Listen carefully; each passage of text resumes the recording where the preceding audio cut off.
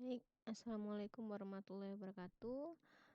Kali ini saya akan menjelaskan mengenai polimorfisme. Saya akan melanjutkan materi kita ya mengenai polimorfisme. Jadi sudah belajar overloading, overriding minggu kemarin, kemudian sekarang kita lanjutkan dengan polimorfisme. Nah, sebenarnya polimorfisme ini nyambung juga sih sama si overloading sama overriding. Jadinya nanti tapi ya kita tahu dulu apa apa sih definisi dari polimorfisme. Oke, akibat polimorfisme ini terbentuk karena akibat adanya inheritance. Jadi dapat terjadi polymorphic attachment. Jadi apa sih arti polimorfisme itu sendiri? Poly itu berarti banyak, morfis itu morph itu artinya bentuk. Jadi banyak bentuk ya polimorfisme. Artinya pada saat yang sama, sebuah reference dapat mengacu ke objek yang berbeda kelasnya, namun harus seketurunan. Nah, di sini. Jadi, polimorfisme ini terbentuk karena adanya inheritance ya. Jadi, di dalam polimorfisme ada inheritance juga. Nah, jadi pada saat bapak atau kalau kita ngomongin inheritance ya, pada saat bapak aktif itu kan ada anak-anaknya. Nah, bapak ini kelas bapak atau kelas super kelas itu bisa menunjuk atau mereference dirinya menjadi anaknya yang mana. Misalnya dia mau mereference menjadi subkelas yang A. Ya udah nanti dia akan menunjuk bahwa dia adalah A, subkelas dari A. Makanya dia harus seketurunan, tapi harus tetap dalam seketurunan. Nah, jadi kelas super kelas ya misalkan anggap saja nih ada sebuah kelas bapak ya. Kemudian anaknya ada anak satu, anak dua, anak tiga. Nah, kelas bapak itu bisa menjadi ya, bisa menunjuk dirinya itu sebagai anak satu. Kemudian si bapak bisa menunjuk menjadi anak dua dan bapak juga bisa menunjuk anak tiga. Jadi kelas bapak atau kelas super kelas itu bisa menjadi tiga objek yang berbeda, gitu ya. Jadi dia bisa menunjuk tiga objek dari kelas turunannya. Nah, itulah makanya disebut dengan polimorfisme. Jadi kelas super kelas itu bisa menjadi lebih dari satu bentuk atau lebih dari satu objek yang dia tunjuk untuk anaknya ya. Jadi makanya disitulah banyak, maka disebut dengan polimorfisme. Dia bisa menjadi banyak bentuk. Objeknya itu bisa menunjuk menjadi banyak bentuk anaknya. Nah, polimorfisme ya ini adalah sebuah kejadian ketika objek dapat mengungkapkan banyak hal melalui suatu cara yang sama. Objek dapat menentukan berbagai bentuk ya. Konsep ini memungkinkan digunakannya sesuatu yang interface yang sama untuk memerintah objek agar melakukan tindakan yang mungkin secara prinsip namun prinsipnya sama tapi prosesnya berbeda. Karena dia menunjuk anaknya tadi prinsip dianya sama karena dia masih turunan tapi isinya mungkin berbeda karena mungkin anaknya sudah mempunyai metode lain gitu atau isi dari metode si bapak sudah di-override dan sudah diganti. Nah, itu prosesnya berbeda tapi prinsip awalnya sama. Karena apa? Karena mereka masih seketurunan. Ini ya, polimorfisme mengizinkan kelas induk mendefinisikan sebuah metode general untuk semua turunannya. Selanjutnya kelas turunan memperbarui implementasi, ya. Oke. Sebagai contoh, kelas A diturunkan menjadi B, C, D. Dengan konsep polimorfisme, Anda dapat menjalankan metode yang terdapat pada B, C, D hanya dari objek yang diinstansiasi dari kelas A. Ini yang saya bilang tadi. Yang si bapak bisa menjadi objek anak satu, anak dua, anak tiga. Ya, karena dia masih seketurunan dan si bapak bisa menjadi objeknya banyak menjadi objek yang banyak ya dari kelas anak-anaknya. Makanya disebut dengan polimorfisme. Keuntungannya adalah kita dapat menggunakan kelas-kelas yang kita buat sebagai superkelas dan membuat kelas baru berdasarkan superkelas tersebut.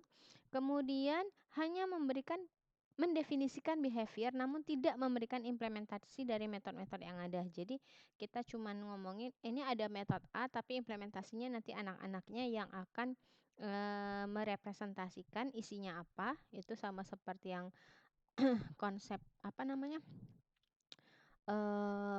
Overloading ya ataupun overriding ya, sorry. Menghindari duplikasi objek. Jadi bisa duplikasi objeknya bisa dihindari gitu. Dari sudut yang ada tidak sehingga tidak perlu menunjukkan kode dari nol ataupun mengulang ya. Nah, jadi di dalam polimorfisme itu sendiri ada dua macam. Ada yang dinamik polimorfisme dan ada satu lagi statik polimorfisme. Sekarang kita masuk ke dinamik polimorfisme. Sebenarnya dinamik polimorfisme itu sama dengan override. Ya, sama balik lagi kayak yang pertemuan sebelumnya bahwa saya sudah menjelaskan tentang override sama overload. Nah, yang disebutkan dengan dinamik polimorfisme itu adalah override. Syaratnya ya sama. Ya, ketika kalian mengoverride, secara tidak langsung kalian sudah melakukan dinamik polimorfisme. Ya, namanya saja yang berbeda. Penamaannya saja. Cara memanggil metodenya juga sama, jadi tidak akan saya jelaskan ulang. Kemudian akses modifier juga yang metode yang diturunkan tidak boleh lebih privat ya, sama seperti yang kemarin. Nah, ini contohnya yang untuk dinamik polimorfisme atau override ya gitu ya. Jadi ada sebuah kelas penyanyi, kemudian ada turunannya, ada penyanyi jazz, pop sama dangdut tuh. Kemudian ada sebuah metode bernyanyi gitu. Di dalam si penyanyi jazz, turunan dari penyanyi, dia mengoverride isi dari penyanyi ya, isi dari metode penyanyi dia mengoverride. Kemudian si penyanyi pop juga dia mengoverride isi dari metode bernyanyi dengan irama pop, dan juga si kelas penyanyi dangdut akan juga mengoverride isi metode dari metode bernyanyi ya, bernyanyi dengan irama dangdut. Ya sama seperti override biasa. Tapi berbedanya di mana? Berbedanya di sini. Kalau misalnya kita biasanya membuat penyanyi P ya. Penyanyi P itu adalah kelas membuat objek dari kelas induk ya, atau kelas superkelas. Ini kan karena penyanyi itu adalah superkelasnya.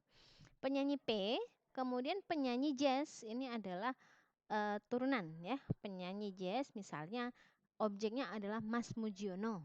Sama dengan new penyanyi jazz. Berarti objeknya adalah Mas Mujiono dari kelas penyanyi jazz. Kemudian bikin objek lagi dari kelas penyanyi pop dan bikin objek lagi dari kelas penyanyi dangdut. Objeknya Audi sama Inul. Nah, sekarang bagaimana kelihatan polimorfismenya? Kalau kita biasanya ya langsung panggil aja kan Mas Mujiono titik bernyanyi. Jelas ya, berarti metode yang akan dijalankan itu adalah metode dari Mas Mujiono. Biasanya gitu. Tapi sekarang kita menggunakan konsep polimorfisme. Bagaimana caranya supaya kelihatan polimorfismenya, dinamik polimorfisme itu adalah dari penyanyi P. Ini kan adalah objek dari kelas superkelas ya. P sama dengan ditunjuk ya. P mengacu pada objek penyanyi jazz. Objek penyanyi jazz siapa? Mas Mujiono kan. Berarti P ini menunjuk ke sini. Berarti P ini menjadi Mas Mujiono. P ini menjadi penyanyi jazz. Gitu. Kemudian P titik bernyanyi. Ketika P ini diisi dengan objek dari penyanyi jazz, maka P titik bernyanyi yang dipanggil siapa? Yang dipanggil bernyanyi yang ada pada Mas Mujiono atau yang ada pada objek yang ditunjuk. Begitu. Ya. Kalau kita biasanya Mas Mujiono titik bernyanyi, ya jelas ya pasti bernyanyi yang ada di Mas Mujiono. Tapi sekarang kalian lihat yang pertama dia ditunjuk ke Mas Mujiono, kemudian ditunjuk ke Audi, ditunjuk ke Inul. Tapi P titik bernyanyi, ini P titik bernyanyi, P titik bernyanyi. Hasilnya apa nanti? Hasilnya adalah P titik bernyanyi yang dijalankan yang mana? Yaitu adalah yang dijalankan adalah ya punya penyanyi jazz. Karena dia sudah menunjuk di sini. Pasti keluarnya adalah bernyanyi dengan irama jazz. Kemudian yang ketika dia ditunjuk P-nya, superclass menunjuk ke anaknya, yaitu Audi, objek dari penyanyi pop. Kemudian dipanggil metode dari P titik bernyanyi. Yang dijalankan bernyanyi yang mana? Bukan bernyanyi punya si kelas penyanyi, tapi bernyanyi punya si penyanyi pop. Yang ini yang dijalankan. Bukan yang di atas ya, bukan punya super kelasnya. Kenapa? Karena super kelasnya itu sudah menunjuk atau sudah menjadi eh, objek dari anaknya gitu. Ya, jadi yang akan dijalankan itu adalah bernyanyi yang ini, yang penyanyi pop. Sama nanti ketika dia P sama dengan Inul, Inul itu adalah penyanyi dangdut ya. Berarti bernyanyi yang mana yang akan ditampilkan? Yaitu adalah bernyanyi yang punya si penyanyi dangdut. Yang ini yang akan ditampilkan. Jadi kelihatan polimorfismenya itu di sini. Ya, pada saat di sini. Dia menunjuk ke mengacu pada objek siapa gitu. Ini makanya polimorfisme, dia bisa menjadi banyak bentuk. Gitu ya. Nah, kemudian kita masuk ke dalam static polimorfisme. Static polimorfisme itu adalah overload. Kalau dinamik override, kalau static itu adalah overload. Saya juga tidak akan menjelaskan ulang ya tentang overload. Aturan overloadnya sama seperti yang kemarin. Nah, ini contohnya aja langsung.